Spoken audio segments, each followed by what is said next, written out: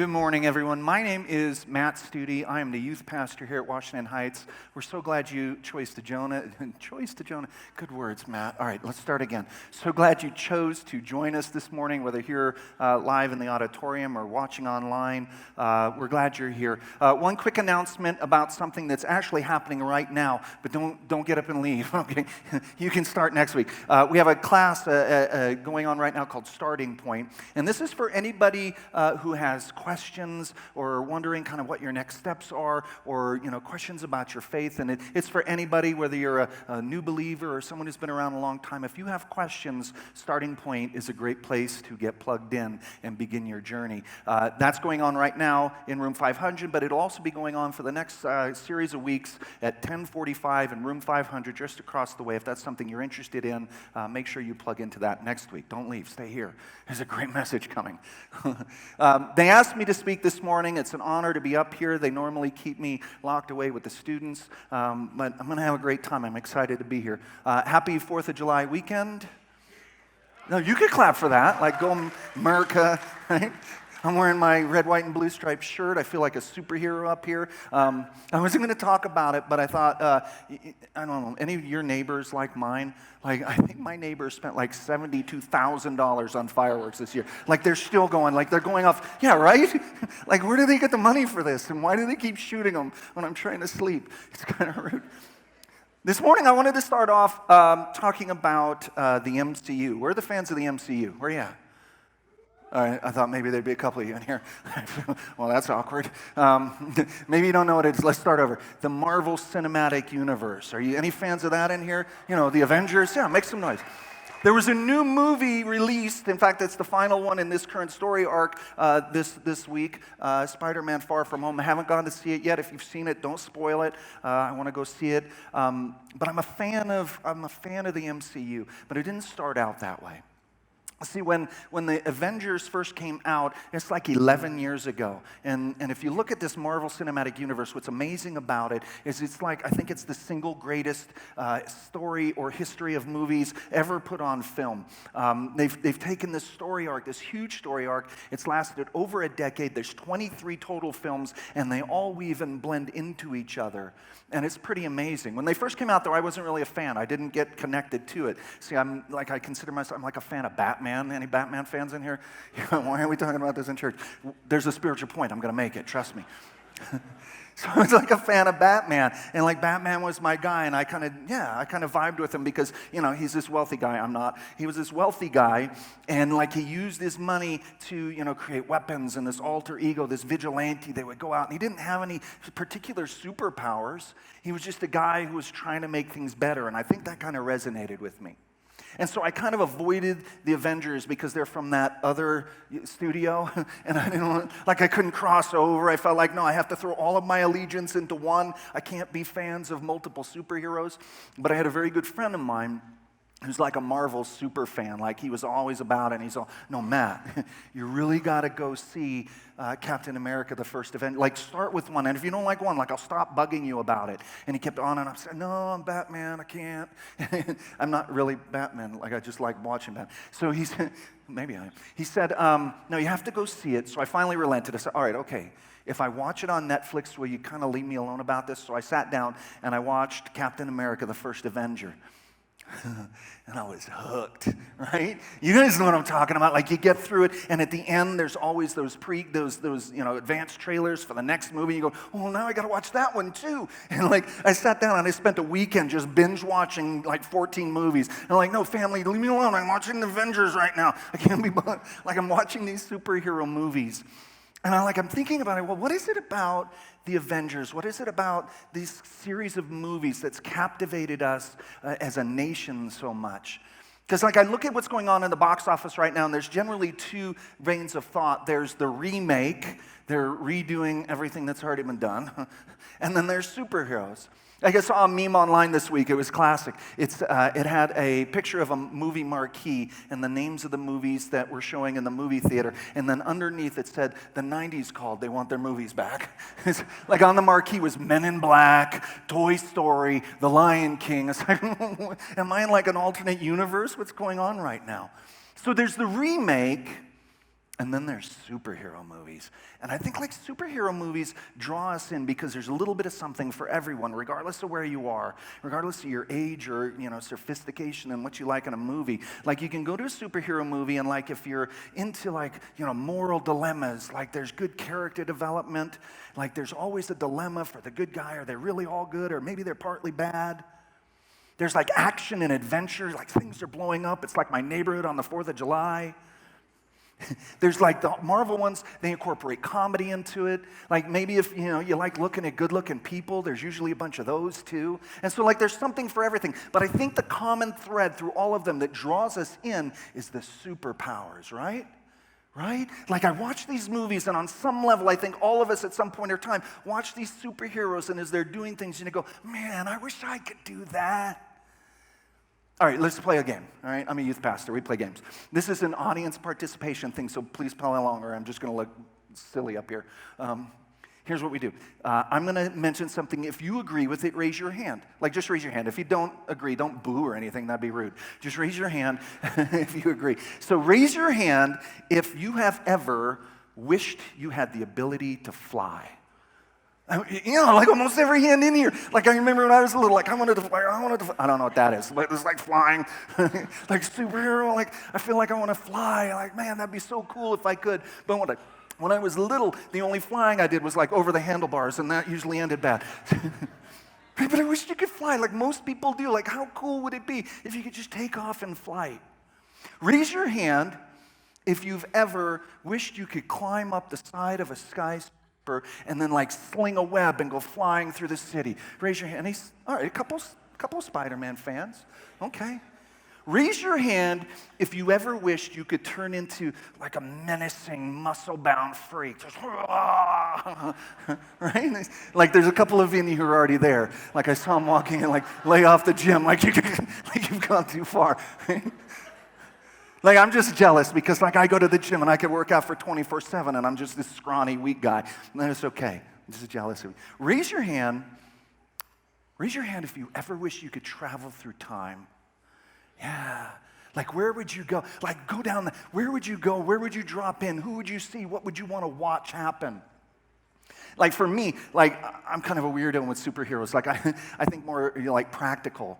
Like if I could have a superhero, like a superpower, raise your hand if you're with me. If I could pick any superpower, I would probably pick the ability to like point at something and it would clean itself.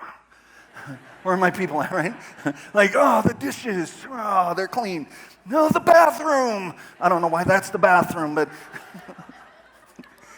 And I'd be like Captain Cleano, right? And I'd have a sidekick, he'd be Garden Boy. And like he would have the ability to like shrink weeds till they die and like grow the trees huge and like cut the grass just by moving his hand. Like that, like that's my fantasy. Some of you guys go, we already have that. It's called children, right? See, I think there's something in these movies, like we all sit back and at some point in time, there's some ability that we wish we had, that we could do something spectacular. And like we would use that to rise above like this regular life that we're living in this regular world. And we do something that's beyond ourselves. Have you ever thought like,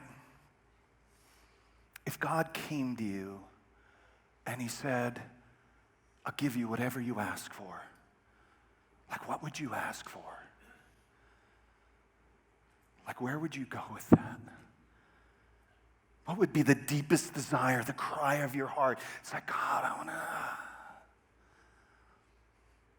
Before we go too far down that rabbit hole, let me just say, it's highly unlikely that God's going to come to any of us and make that offer. I'm not saying it can't happen. I'm just saying, like, God's God. He can do what he wants. I'm just saying it's unlikely. But there was one man in history where God came to him and he made that offer. And we can find his story in the book of 1 Kings in the Old Testament. It's the story of a guy named Solomon. And God came to Solomon in a dream, and let's look at that. It's found in 1 Kings 3:5. It says, that night the Lord appeared to Solomon in a dream, and God said, what do you want? Ask and I'll give it to you. Now you need to have a little background on Solomon, who he was. Solomon was the son of David. David had been the king of Israel. David's passed away, and now Solomon has become the king. And he's a fairly new king. I think maybe he doesn't know everything there is to know about being the king and the politics and all of it that's involved. And so God comes to him and says, Solomon, ask for anything and I'll give it to you. Now, put yourself in his shoes. We find Solomon's response a couple chapters later. He replies to God. He says, now, O Lord my God, you have made me king instead of my father David, but I'm like a little child who doesn't know his way around. That's a great language. He says, and here I am in the midst of your own chosen people, a nation so great and numerous that they cannot be counted. Give me an understanding heart so that I can govern your people well and know the difference between right and wrong. God came to Solomon and he said, what do you want? All you got to do is ask for it, and I'm going to give it to you. Solomon could have asked for fame. He could have asked for fortune. He could have asked for wealth beyond imagination. He could have asked that his nation be the most powerful one that the world had ever seen. But he didn't ask for any of those things. See, Solomon recognized where he was and his current situation, and with a humble heart, he came to God and he says, God, just give me an understanding heart so that I can govern your people and know the difference between right and wrong. Another way to say that is he was asking for wisdom. Solomon went on to be widely known as the wisest man who ever lived. God gave him wisdom because he knew where Solomon's heart was. But on top of that, because he didn't ask for fame, fortune, wealth, and all that, God gave him those things too. But he was known for being the wisest man that ever lived. And later in his life, towards the end of his life, he wrote most of a book called Proverbs. It's also in the Old Testament. And he wrote this book of Proverbs, and it's a collection of sayings or advice that he was giving. We believe it was written probably for his sons. So here's the wisest man that ever lived, nearing the end of his life, and he's telling his kids, this is what's important. Like when I'm gone, this is what I want you to remember. These are the things to hang on to when I'm gone. And if you step through the book of Proverbs like I did this week, you'll find that he mentions the word wisdom 31 times. And that doesn't count the number of times he said the word wise. A wise man this, or if you're wise, you will do. So he, numerous times, time after time after time, throughout this book that he's leaving to his boys saying, this is what's important. The theme of the book, the message he's trying to send is wisdom. He wants you to be wise. And if the wisest man that ever lived thought this was important, then it should probably be important to us too. And that leads us to where we are in our trip through the book of James. If you brought your Bibles with you this morning, open up to James chapter 3. We're going to start at verse 13. And in this chapter, and what we're going to look at today, James is talking about and showing us two different versions of wisdom. And he starts off with this one. Nope, go back to the other one. It says wisdom. Nope, go back. We're way ahead. There we are. If you are wise and understand God's ways, prove it by living an honorable life, doing good works with the humility that comes from heaven. James starts off talking about, he gives an example of true godly wisdom. And if you have godly wisdom, he says, this is what it looks like. It's you're living an honorable life full of good works with humility that comes from God. This is what wisdom is. This is what he's setting the table and saying.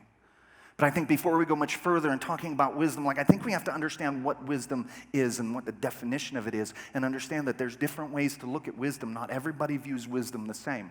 I went on and I looked at the online dictionary's definition of wisdom. You guys already saw it. Here it is again. Online dictionary defines wisdom as the quality of having experience, knowledge, and good judgment. So this definition is saying that if I have experience doing something or knowledge about something, I can make good decisions based on my judgment, and that makes me wise. Okay, that's a good place to start. But does that definition of wisdom line up with a biblical definition of wisdom? See, to answer that question, I think we need to take a step even further back and look at who James was writing this book to. See, the book of James was written by James, the brother of Jesus. It's one of the oldest books in our New Testament. It was written around 50 AD. And James was writing his book. It wasn't a book at all. It was actually a letter to a Jewish audience. These were early followers of Jesus who were Jewish. And they would have understood wisdom based on the Old Testament definition of it and not our modern or Western version of wisdom that we see here. See, our Western version of wisdom comes from kind of Greek origins, where it's based in education and philosophy. The Greeks prided themselves on those things. In fact, if you take that word philosophy and you break it down to its root core words, there's two words that make up that word. The first one being philo, which is defined as loving. The second one, Sophia, which means wisdom. So philosophy literally means the love of wisdom. But when they're talking about wisdom, they're looking at it from their Greek standpoint, that it's based on education, experience, knowledge, and ability to make good judgment. It's different than what the readers of James' letter would have understood wisdom to be. See, they would have been following the Old Testament knowledge of wisdom, and it's found, Solomon talks about it in his book, Proverbs 9:10, and he says, fear of the Lord is the foundation of wisdom. Knowledge of the Holy One results in good judgment. He's saying, look, throw out everything you think you know about wisdom, and the foundation of wisdom is found in the fear of the Lord. Knowledge of the Holy One, knowledge of God results in good judgment. So because of this, I think they would have had a different understanding when James is talking about wisdom. They would have known that wisdom is applying godly knowledge. And because of that, I think it contrasts wildly to this Greek belief of what wisdom is. And it's not what they would have recognized it as. James goes on and he paints another picture of a different kind of wisdom. He says, but if you are bitterly jealous and there's selfish ambition in your heart, don't cover up the truth with boasting and lying. For jealousy and selfishness are not God's kind of wisdom. Such things are earthly, unspiritual, and demonic. For wherever there is jealousy and selfish ambition, there you will find disorder and evil of every kind. See, we look at this and we call this worldly or earthly wisdom, and it's not hard to see it in our society right now. See, our society, too often I think we listen to the voices that tell us you need to keep up with the Joneses.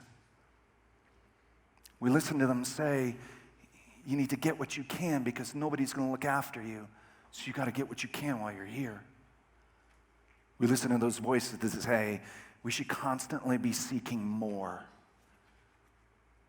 More possessions, more power, more influence, more money, more. There's voices that say, this is all there is, so get as much as you can and hang on to it as tight as you can.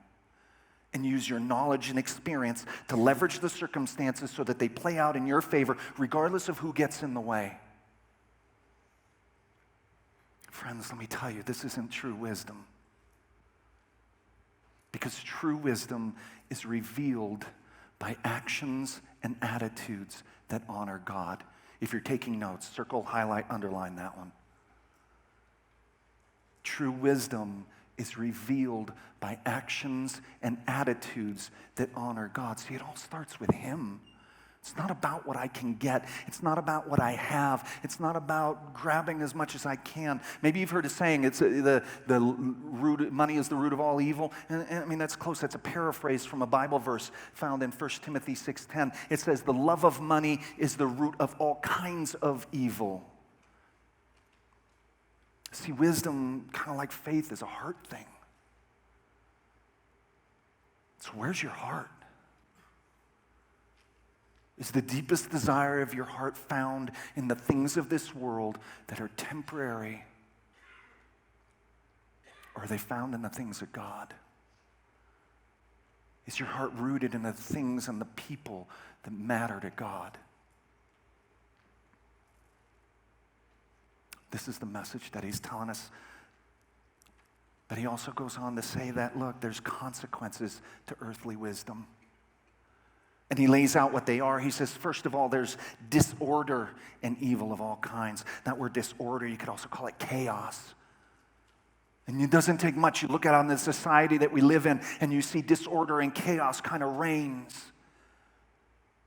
It's a world that says everything you know is right is actually wrong, and everything you know is wrong is actually right. It tells you that you have to stake your side, pick a stance, and that there is no common ground, that if you believe something different than somebody else believes, that they're the enemy, and that you have to hate them. There is no middle ground anymore. There is no compromise anymore. There's no civil discourse anymore. And he says that it creates evil of every kind. And if you watch or listen to the news or get it on the internet or maybe old school newspaper, evil is flooding our society. What do we do? As followers of Jesus, how do we respond? Thankfully, James doesn't leave us here. He goes on, and he says, but the wisdom from above is first of all pure. It's also peace-loving, gentle at all times, and willing to yield to others. It's full of mercy and the fruit of good deeds. It shows no favoritism. It's always sincere. And those who are peacemakers will plant seeds of peace and reap a harvest of righteousness. You want to know if you're living with godly wisdom? Here's your checklist. This is how you do your gut check, and we're going to go through these in a minute. And if you're taking notes, like silently as we step through each one of these, like assess where you're living and how you're living your life and go, oh, man, this is the one I really need to work on. And we're going to talk about how you do that when we get to the end. The first one he talks about is pure. And this isn't talking about like sexual purity. This is talking about a wisdom that's refined. It's focused on one thing and one thing only, and that's doing whatever God has called us to do. And here at Washington Heights Church, we exist for the sole purpose of helping people meet and follow Jesus. And we do that by loving God and loving other people. What has God put you here to do? Are you laser locked on that? Do you go through each one of your waking days thinking, what's my point and purpose of today? Am I living towards it? Second point is peace-loving. See, godly wisdom puts a high value on easing conflict. How different would our society be if those of us who are followers of Jesus went out into the marketplace of ideas and said, look, we don't have to agree on everything, but let's talk about the things that bring us together instead of driving a wedge between us. I believe there's enough of us that we could change the course of our society and we can make it a much better place to be in if we all live by this point of godly wisdom. Next is gentle. And this is a wisdom that's considerate. It's a gentle strength, but it doesn't show up to fight. Like it comes and shows up and it wants to serve. Like I want to use the gifts, talents, and abilities that God has given me to serve other people, whether they believe what I believe or not, whether they're walking the same walk I am or not, because by doing so, I can be a physical representation of the God that I profess to believe. I just want to serve other people, to keep myself laser locked on the point of why I'm here. He goes on to say it's willing to yield to others. As we go through, trying to serve other people, trying to do what God put us here to do, it's like we can get this idea in our head that I've got to do it my way, like I know how I want it done. And this idea says godly wisdom is reasonable or submissive. Like it doesn't have to be my way or the highway. It's listening to other people's point of view and maybe doing it someone else's way. Because at the end of the day, as long as we're driving towards the ultimate goal, it doesn't matter if it's done my way or someone else's way. Setting my pride aside and saying, no, we can do it that way too. He says it's full of mercy. And mercy is forgiveness that's given towards someone who deserves punishment. And this one is probably one of the hardest ones for me, and maybe it is for you too, because there's times in my life where I look at the situation and I go, you know what? I want to hang on to my hurt. I want to hang on to my anger. I want to hang on to the pain that I'm feeling right now against someone else because, you know what? They deserve to be punished for what they did. And this point he's saying, look, you need to forgive other people like you've been forgiven. You need to freely give it, and that can be a stumbling block to us because it means giving up our right to be angry, mad, or hurt. Next point he says is it's full of good deeds. See, godly wisdom is full of all the good things that flow from living this way. Like if we were able to hit every one of these points, like the good deeds that flow from our life just by doing this, like we could change our world, and we do it for people's eternity. Like, why are we here? What should we be working towards? And if we're doing those things, it's going to bear good fruit. He goes on to say that it shows no favoritism. This is a wisdom that's applied the same regardless of who's involved. Saying it doesn't matter if they're rich or poor. It doesn't matter if they're strong or weak. It doesn't matter if they're old or young. It doesn't matter if they're Republican or Democrat. It doesn't matter if they're black or white. It doesn't matter if they're American or something else. He says it sees them on an even playing field. We don't apply favorites. If we did that, we could change the world. And lastly, he says it's always sincere. This is wisdom that's true. Like it's heartfelt. It's honest. Like if the deepest desire of your heart is to see the things of God matter to the people around you, man, that's what we should be striving for.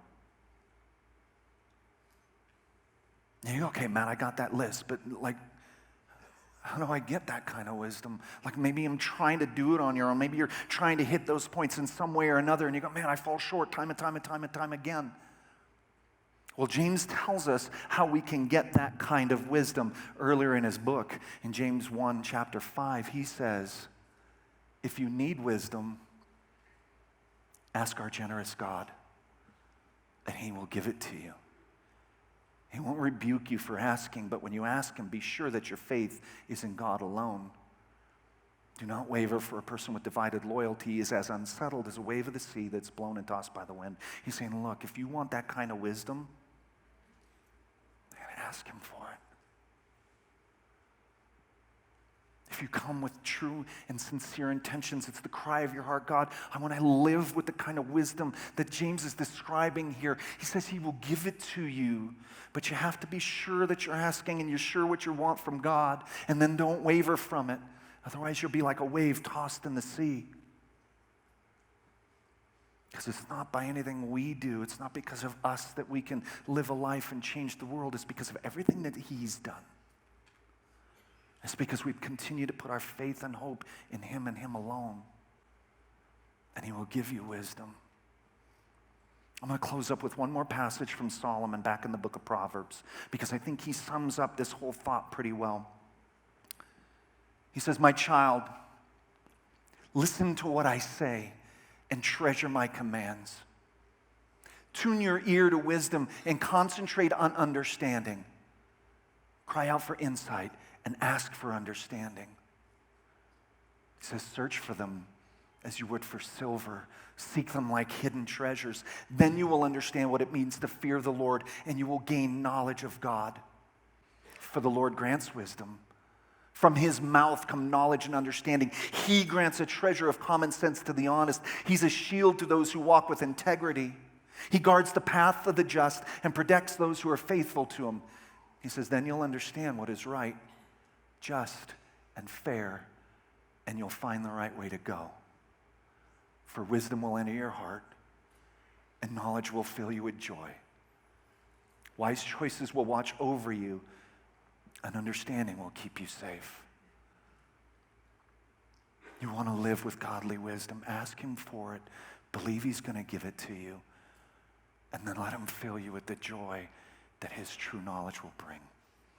Will you pray with me? Heavenly Father, Lord God, we come before you this morning.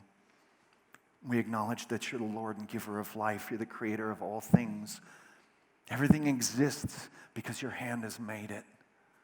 God, this morning we come before you and we just bow down and give you all the praise and glory. God, we ask that you would fill us with your wisdom. Let us be a people that have a heart for you and that it's displayed by everything we do. That as we leave these doors and go back to our homes, communities, that we would live lives that are radically different from the people that are around us. And God, not for our glory, but that it would bring you glory, that by living differently, it would draw other people to us that would want to know what's so different about the way we live.